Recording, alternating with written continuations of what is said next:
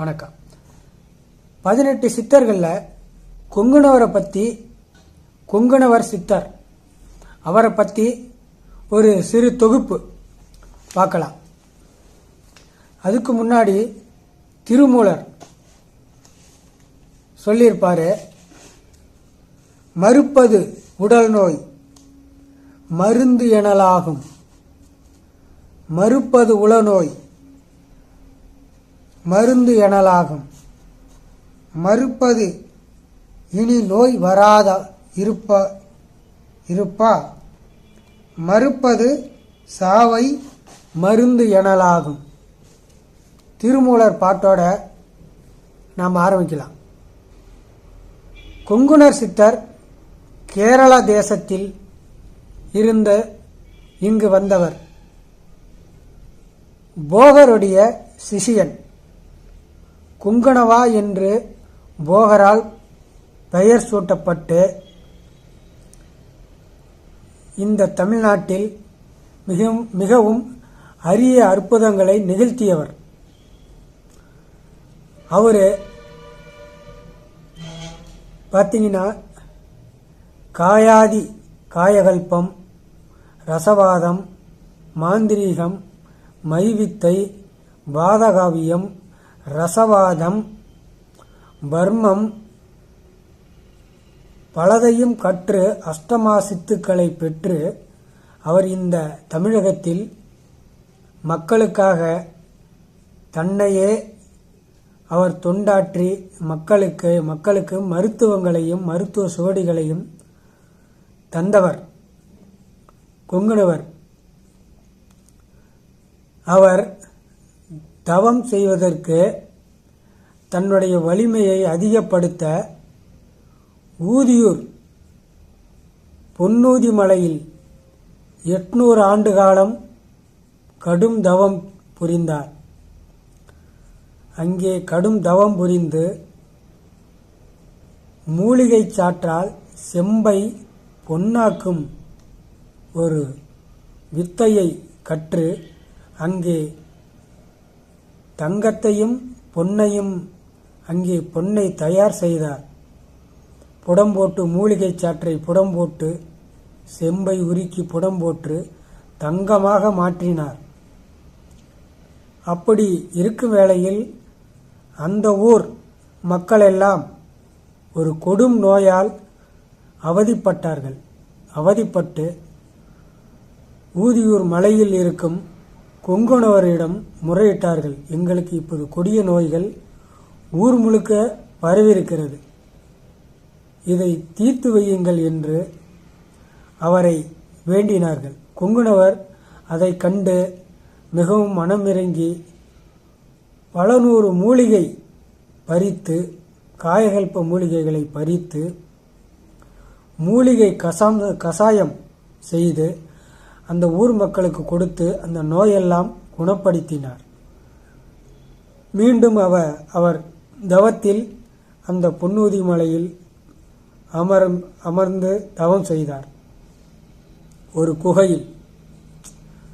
அப்படி இருக்க வேளையில் அவர் மூலிகை பறிக்க செல்லும் பொழுது ஒரு கொக்கு மரத்திலிருந்து அவர் மேல் எச்சமிட்டு இருக்கிறது. எச்சமிட தன்னுடைய உடலில் எச்சம் இருப்பதை பார்த்த கொங்குணர், என்ன இது எச்சம், யார் இப்படி செய்தது என்று மரத்தை நோக்கி கொக்கை பார்த்தார். பார்த்த வலிமையிலேயே கொக்கு எரிந்து விட்டது, எரிந்து சாம்பலாகிவிட்டது. அவ்வளவு கனல் கோபப்பார்வையில் அவர் அவ்வளவு சக்தி பெற்றவர். ககன கூலிகையில் ஆகாச மார்க்கமாக அவர் பறக்கும் சக்தியை பெற்று கூடுவிட்டு கூடுபாயும் வித்தையும் பெற்று போகர் பெருமானிடம் அவர் ஆசி பெற்று அவரிடம் பலவாரியான அஷ்டமா சித்துக்களையும் பெற்று அவர் மக்களுக்கு நிறையாக தொண்டாற்றி வந்தார். ஒருமுறை அவர் ஊருக்குள் சென்று பிச்சைக்காக செல்லும்போது ஒரு வீட்டின் வெளியே நின்று பவதி பிச்சாந்தேகி என்று அவர் அந்த வீட்டின் உள்ளே பிச்சை கேட்கும் பொழுது அங்கே யாரும் வரவே இல்லை. கொஞ்சம் நேரம் கழித்து தாமதமாக அந்த அம்மையார் வந்தார். ஆனால் அது வள்ளுவன் வாசகி என்று கொங்குனவருக்கு தெரியாது. அந்த அம்மை மிகவும் தாமதமாக வந்து பிச்சை அன்னத்தோடு பிச்சையிட வரும்பொழுது கொங்குனவர் கடும் கோபத்தோடு அந்த அம்மையை கோபக்கனலோடு பார்த்தார். அப்போது அந்த அம்மை சிரித்து கொண்டே சொன்னார்கள், என்னை கொக்கென்று நினைத்தாயோ கொங்குனா? அப்படி என்று கொங்குனவரை பார்த்து சிரித்து கொண்டே கேட்டார்கள். அதிர்ச்சி தூக்கி போட்டு விட்டது கொங்குனருக்கு. என்ன இது, கொக்கு எரிந்து போனது இந்த அம்மையாருக்கு எப்படி தெரிந்தது என்று அவர் உள்ளுணர்ந்து பார்க்கும் பொழுது தன்னை விடையும் வலிமை பெற்ற அம்மையார் என்று அவர் உணர்ந்து கொண்டு அவரை வணங்கிவிட்டு சென்று விட்டார். இப்படியாக தனது பொன்னூதி மலையில் இன்னமும் அமாவாசை பௌர்ணமியில் இன்றும் மக்கள் வெள்ளம் அங்கே கூடுகிறது. அந்த கொங்கணவர் பொன்னூதி மலையில் தேர்ந்தெடுப்பதற்கு காரணம், அந்த மலையில் ஒரு சந்திரகாந்த கல் இருக்கிறது. அந்த கல்லில் மிகவும் அபூர்வ சக்தி, அபூர்வ பவர் இருக்கிறது. சந்திரகாந்த கல் சந்திரனின் கதிர்வீச்சை உள்வாங்கி அந்த காந்த சக்தியை அது மனிதர்களுக்கு அளிக்கும் பொழுது அந்த மனிதர்கள் உள்ளிருக்கும் எல்லா நோயும் குணமாகிறது. அதை அறிந்த கொங்குனவர் அந்த சந்திரகாந்த கல்லில் இருந்து கடுந்தவம் 800 வருடம் புரிந்து இன்னமும் அந்த சந்திரகாந்த பாறையில் மக்கள் பௌர்ணமியில் சென்று படுக்கிறார்கள். கொங்குனவர் கோவிலை வணங்கிவிட்டு படுக்கும் பொழுது அவர்கள் உடலில் உள்ள வாத பித்த கபம் அனைத்து நோய்களும் தீர்கிறது. அவர் உடலில் உள்ள எல்லா நோய்களும் தீர்ந்து மக்கள் குணம் பெற்று வருகிறார்கள். அங்கு கொங்குனவர் கொடுத்த மூலிகை கசாயம் இன்றும் கொடுக்கப்படுகிறது. அமாவாசை பௌர்ணமியில் இன்றும் காய்ச்சி கொடுக்கப்படுகிறது.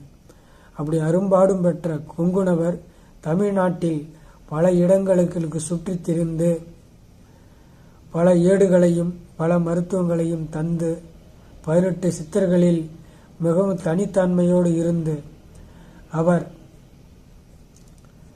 திருப்பதி ஏழுமலையான் வெங்கடாஜலபதி கோவிலில் கருவறை அருகிலேயே அவர் ஜீவசமாதியாக இருக்கிறார் என்று இன்னமும் எல்லோருக்கும் தெரியும்.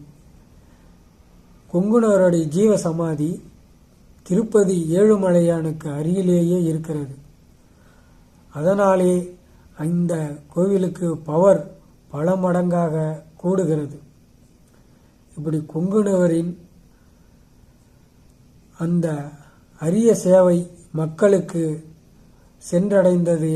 சென்றடைந்ததால் இன்று கொங்குனவர் 18 சித்தர்களில் தனிமையானவராக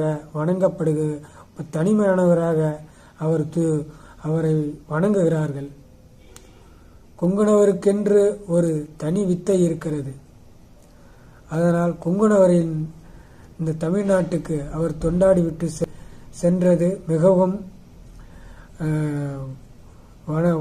வணங்கக்கூடியதாக உள்ளது. நாம் இன்னமும் பொன்னூதி மலைக்கு சென்று கொங்குனவர் சித்தரை வணங்கிவிட்டு வருவோம் என்று நான் கேட்கிறேன். காங்கயம் சென்று ஊதியூரில் இறங்கி அங்கே பொன்னூதி மலை என்று கேட்டால் மேலே தெரிகிறது. அங்கிருந்து சென்று பௌர்ணமி அமாவாசைக்கு சென்று வாருங்கள். நோயெல்லாம் தீர்ந்து போகும். நன்றி, வணக்கம்.